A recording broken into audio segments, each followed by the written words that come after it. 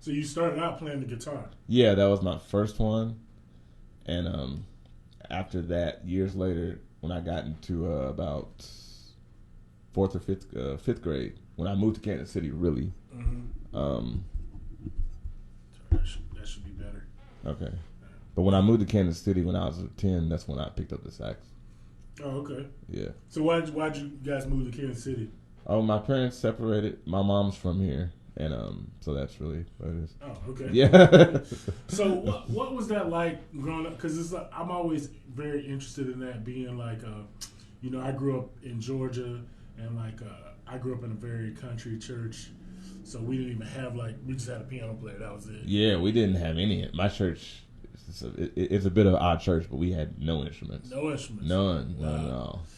Yeah, so like I'm always interested in the process of learning music through like just rote, or like through the process of just somebody kind of showing you and mentoring you, versus like now we have like very strict academic ways of teaching things. Like, what was that process like learning from your dad? Because you said he made you guys be good. Like, so what was the process like? It wasn't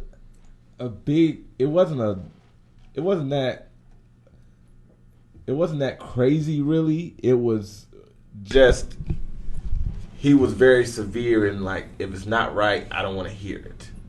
Mm-hmm. You know what I mean? More like, not that he had to like hit our hands or anything. Oh no, I don't want to. But yeah, it was like, if it's not, it was just strict rules in the sense of like, that's not right. Mm-hmm. I don't want to hear that, and you need to fix that.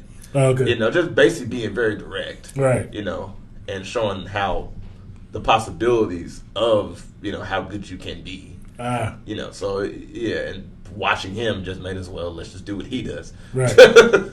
Yeah, so imitation, and but kind of leaving the space for you to, all right, I'm not going to give you everything. I want you to figure a little bit of it out on your own. So, oh yeah, definitely. Yeah. Definitely. Yeah. So that's cool. All right, so you guys moved to Kansas City now. You started playing the saxophone. Was that just something that you kind of gravitated towards, or was there a reason that you chose the saxophone? I think it was really because of Louis Armstrong. I know it's not a sax player, but I just wanted a yellow horn. Mm-hmm. That's really it. I didn't really care which one it was. Right. I did, and when I asked my band teacher in 5th grade, she just said it was either trumpet or sax, of course. Mm-hmm. She just said, "Well, sax is easy." So I'm like, all right. that was as much as my 10-year-old mind had really figured things out. Yeah, she didn't tell you like you got to be able to do more stuff on it. No, she didn't. She didn't go into it.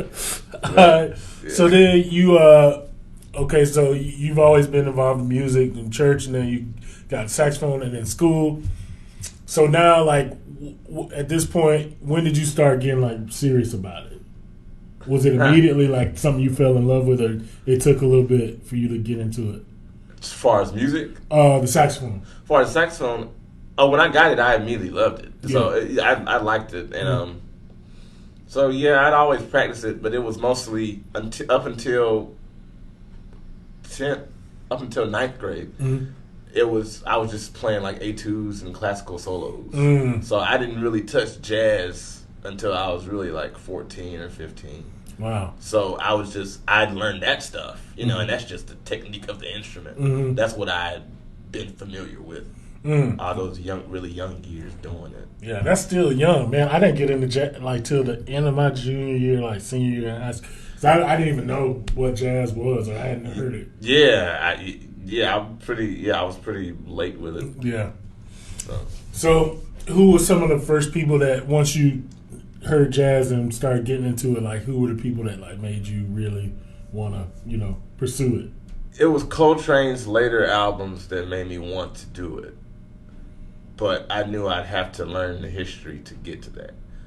Especially understanding, at least being me listening to a lot of Train, understanding how Train really developed extremely over, the period in which we see him, like 55 to 67 or 8. Until he died. It's like you're getting a totally different Train within that time period. So it's like, and even I knew he wasn't always what we saw on Love Supreme in some sort. So it's like even he developed. So I knew I'd have to develop as well to get to that and understand that stuff. But I liked that stuff. Man, that's good. That, like at that young of age, you already had like, self awareness to be like, yeah, I love this, but I gotta go through these steps before I can even start thinking about that. Yeah, and some people had told me, because Lincoln High had a jazz band. Okay. I'd done a few things, but so I had some people, some people there to show me just what was there at that time. Okay. So I knew there was a section of music, a section of time in jazz that was before that train stuff I liked so much. Mm-hmm. So I was like, I was aware of it, and some people did show it to me. Yeah, it's like irony of you and Train, like both from North Carolina. And, his dad was a preacher too, right? I believe so. Yeah, I believe so. Yeah, it's kind of interesting. Yeah. Yeah, so, all right, so, man, so you started, so who did you go back to? Like, how far did you go back? Because some people say you need to go all the way back, like Louis Armstrong or traditional jazz, and then progress forward. A lot of times in schools, they started bebop. So, like, what was it for you? Like, where did you go to kind of search for the answers? That I'm constantly going further and further back now. But whatever the case, at least at that time, I hung out, at least when I was like listening to jazz albums every day. I would typically hang out, I would say maybe like Lester Young's era was kind of maybe the earliest I studied. Now, of course, I knew of like Sidney Bechet. I didn't study that kind of style extensively, but like I'd say like the early 50s or late 40s, early 50s on up was sort of where I would, like when I was really shedding it all day, just like yeah. Cool. Yeah. So then you kind of like, I was reading in your bio, you kind of just was like, all right, I really want to go hard on the music. Like you need more time to practice, so you just left school. It was like, yeah, I made a deal with my mom sort of, and it was, and we're both crazy, so she we don't, so she didn't really, neither, we don't mind being out of the box at all, as long as it makes sense. So, really, what I found is that I had enough credits at the time to get my GED, and most music colleges took GEDs. So I'm like, well, whatever. And I was always good at academics. That's how I ended up at Lincoln. But so yeah, once I found that out, I was like, well, I could just get my GED, and I got into college. And then that was the little kind of parental. He's going to. Yeah. He can at least still get into something. Yeah. And she was like cool with that. Plus, I mean, she was cool with it. And so yeah, I knew that the people at Lincoln, the band, was not proficient. I knew being the best kid in all these programs wasn't going to, or being called that, being perceived as that, wasn't gonna do me much good. Yes. Because I was like, well, I don't, Yeah, you got to get with some people that's on another level. Or at least just push you, or at least push myself. I feel like I pushed myself a lot, honestly. Just because of the situation. But yeah, that too. Yeah. So where did you end up? You got into college. Where did you end up going? I never went. Oh, you never went? No. Oh, okay. I got into Berkeley. I didn't go. You didn't go? Yeah, I didn't go. I wasn't good enough to get it all the way free, and it was too expensive. And by then, basically I'd been out of school for a year, and I got into Berkeley. And by that time, I was gigging with different people, Right. And so I was like, well, I'll just hang out. Right. And we were already in debt I'm the youngest of three, and my two sisters already had us in debt, for $100,000 for college, So I was like, well, let me, let's try not that. Let's try not to do that and see what. Yeah. Let's do something that's not that.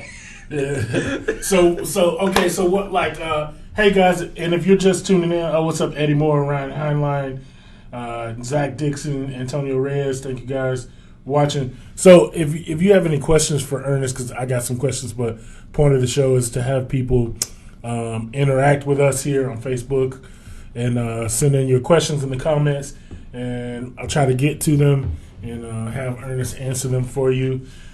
so that it's just not me and him talking the whole time.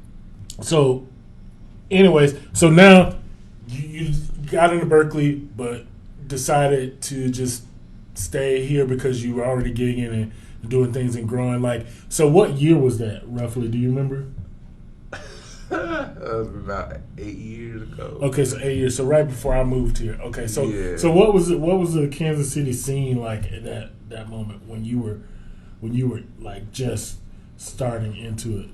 It seemed like, what was I doing? My first things were like with blues guys. So that was my first gigs of mine. So it was that. It seemed like it seemed a little bit more open to me, honestly. Okay. And I won't necessarily say, I'm not necessarily talking about musicians exactly, but just the way the city was at the time, it seemed like it was still a lot kind of like a more of an underground feel. Okay. Slightly, in the sense that it'd just be like it would just be random jam sessions with great great players, I hung out with guys. I was in Hearts of Darkness for a minute. Okay. Just different band. I was in so much different stuff that it was just like, I felt like it was a whole lot just going on at the time. And, it may just be different because of what I'm doing, what I ended up doing now. And maybe the perception of like how the clubs were, it seemed like it was just free to run around in. Okay. That's why I can put it simply. So yeah, just more open. Okay. Yeah. Yeah, I kind of felt that a little bit as I got, because I think I've been here 7 years now. Yeah, and when you were teaching me, that's kind of when I just got back into. I was like, about a year on the scene. Yeah, just doing different little gigs here and there. Yeah, because I can believe you were like, what, 17 or something? 17 or 18. I was like, this guy is 17. Yeah, so I was like, I was just, yeah. Yeah, that's crazy, man. So yeah, if you're just tuning in here, I'm here with saxophonist, composer, band leader Ernest Melton, and we're just talking about his journey through music so far. And now we're basically to the point where he is, basically 17, 18 and on the scene playing with blues bands. But you were still studying, right? And yeah, I was doing some of the stuff, especially at that young age with the situation. I was just whoever called, whatever was open, whatever who said they wanted the sax, it's just whatever. Everything possible, because it didn't matter. I had nothing else to do. So if you were open and you let me walk around and hang out at your place, and there was musicians there, like the YJ session, we used to be there I used to just be walking around the crossroads. Yeah. I had somewhere to go all night. Yeah. And, between that, I was just, whatever was, yeah. I love that. That's like the way it should be. Like, just kind of being in the scene and being there and just, taking all the gigs, because you never know, like, what gig or what musical situation that you can learn from or, benefit from, or you never know where it may go. Yeah. You know what I mean? I was in like 10 bands. Yeah. Up until I was maybe 20. Just because all these bands are not good bands. So I was like, it was like that. Yeah, cool. So doing that, and then when did you, at this point, were you thinking about, all right, man, I'm doing all these bands, but like, what about what you're trying to do?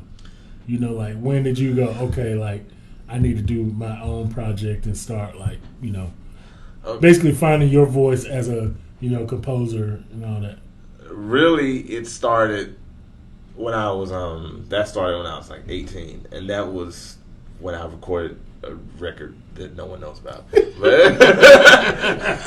that I didn't really tell anybody about. All right. But I did that because, first of all, I had a lot of free time, and I had guys who I knew I wanted to play who would just just do it. Just deal with the teenager, giving them directions, right? And not just tell them to shut up and sit down. Because everybody's like 10, 15 years older than me, right? So, but I know these guys are like, okay, well, yeah, we'll do it, sure. But yeah, that was my first time band leading, and I was, that was just to do it. That was totally just to do it, So, but then later, what people are saying now, that happened. That's 2008. 2018 is when I started doing public things. When I said I'm going to do public stuff. Okay. Because prior to then, I was just playing. Right. And that was all I was worried about. What happened, really, I met it was International Jazz Day, and I met some people from France. They were there. They were French teachers. Okay. And they could never go out because they were teachers. They didn't have to go to sleep. So they'd never seen me. They'd been here but never seen me. But so they saw me at that. And they were like, well, I said, you're great, so on and so forth. It's like, you could do this festival thing and, all that. And they're really, because of that, and then they ended up inviting me to France to show me what it would look like, these festivals and how they do it and why they do it. Because, this music is not indigenous to that area. So that's why they do it to such an extent. You can't. It's not just a lot of, it's not always a lot of just clubs everywhere, especially in France. Because of that, basically, and me seeing and understanding it, I was like, okay, I understand it. And they're from there. They think I can do it. So it's like, okay, I'll try to do it. And also, just me, I like to write music, as you know. Right. So it's like, in the long run, I would like to have some gigs, that are like just me. So I was like, I need to develop that now to make that happen as I get older. Yeah. Me at this point doing nothing else but playing. I need to set up what I can. So yeah, that's kind of what, that's when, that's basically what the time of the Slave is Over was. It was just basically, of course it was me writing music and me, in a sense of preparing something to be shared to people.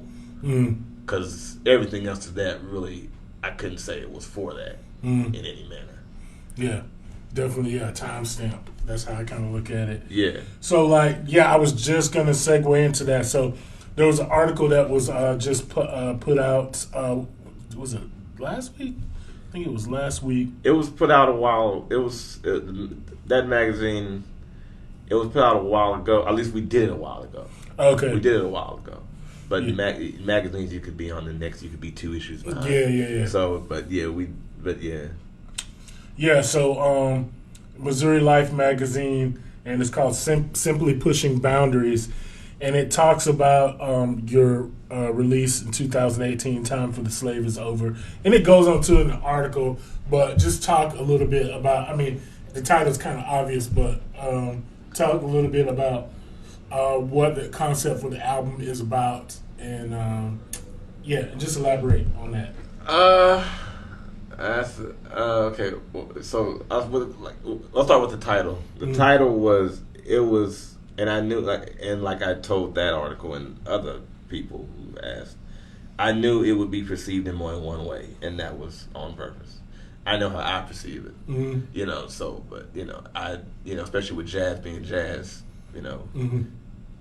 think what you will. But for me, it was about, just being as productive as I can. Okay. Because to me, I felt like just a lot of harmful things that we do out of habit. Oh yeah. That's the basic way I could put it. It's like, and I was doing it to myself. And I had been taught by elders even, and learning that just because they're older doesn't mean they really know it. Whatever it could be, So it's like just coming into little things I realized were incorrect about playing the instrument, And one thing too that was a big part of the album too. At that time, I was writing that stuff. I was relearning how to play the saxophone because I realized that classical manner was not going to get me the outcome I wanted. So that's one thing too. I was sort of relearning how to approach the instrument when I was writing that stuff. So that's just that from that from playing the instrument to writing music to just how, just a lot of things I realized I had to regroup to do what I really wanted to do or how I wanted to represent myself and my music. So, all those things, I guess, were the things I was a slave to, Yeah. To me. Yeah. So it's like, well, we got to change all that. Definitely, man. Yeah, we need freedom for sure. However you want to look at it. Exactly.